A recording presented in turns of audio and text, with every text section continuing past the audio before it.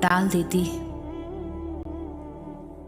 جب دعا کرتے وقت تمہاری آنکھوں سے آنسو آنے لگے تو سمجھ جانا تمہاری دعا بارگاہ الہی میں قبول ہو چکی ہے۔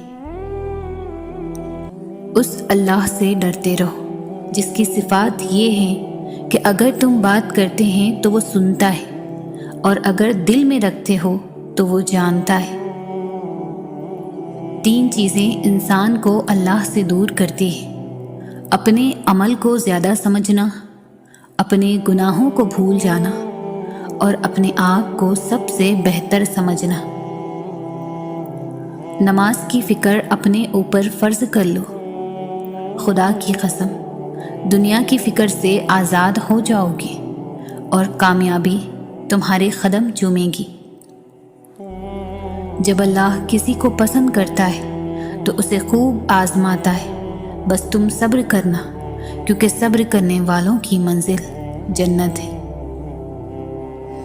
سب سے پہلی عبادت یہ ہے کہ انسان مصیبت میں صبر کر کے اللہ تعالیٰ کی طرف سے مدد کا منتظر رہے۔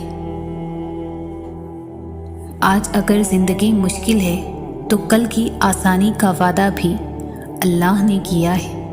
اللہ سے مانگو، خوب مانگو، اللہ تمہیں امید سے بڑھ کر دے گا۔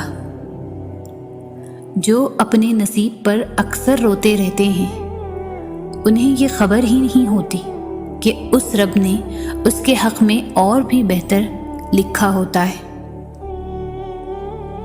انسان کی تمام پریشانیاں 2 باتوں کی وجہ سے ہیں: تقدیر سے زیادہ چاہتا ہے، وقت سے پہلے چاہتا ہے۔ مشکلات ہمیشہ بہترین لوگوں کے حصے میں آتی ہے، کیونکہ وہ اس کو بہترین طریقے سے انجام دینے کی صلاحیت رکھتے ہیں۔ جب اللہ کسی بندے کو پسند کرتا ہے تو اس پر خوب آزمائشیں ڈالتا ہے۔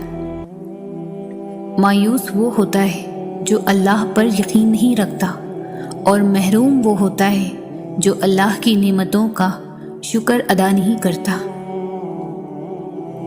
خدا کی راہ میں کوشش کرو اور کبھی پیچھے نہ ہٹو، کیونکہ خدا نے تم سے کوشش مانگی، نتیجہ نہیں۔ صبر والے سکون میں رہتے ہیں، کیونکہ انہیں معلوم ہوتا ہے کہ اللہ بہتر کرے گا۔ توبہ ایسا دروازہ ہے جو موت کی ہچکی تک کھلا رہتا ہے۔ دعا ایسا عمل ہے جو تقدیر کو بھی مات دے سکتا ہے۔ ضمیر ایسا ساتھی ہے جو ہمیشہ حق کی راہ دکھاتا ہے۔ صبر ایمان کی بنیاد ہے، اخلاق انسان کی خوبصورتی ہے، سچائی قرآن کی زبان ہے، عاجزی کامیابی کی کنجی ہے، دعا مومن کا ہتھیار ہے۔ جب تم نماز نہیں پڑھتے تو یہ مت سوچو کہ وقت نہیں ملا، بلکہ یہ سوچو کہ تم سے ایسی کون سی خطا ہوئی کہ اللہ نے تمہیں اپنے سامنے کھڑا کرنا بھی پسند نہیں کیا۔